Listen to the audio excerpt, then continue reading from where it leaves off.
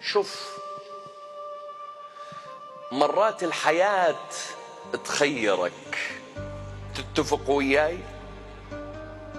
مرات تخليك الحياة في اختيار، the choice، مو بيدك.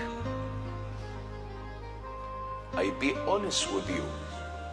مرات الحياة تخليك باختيار انت ما راغبه، ما تريده، لكن يفرض عليك، صح؟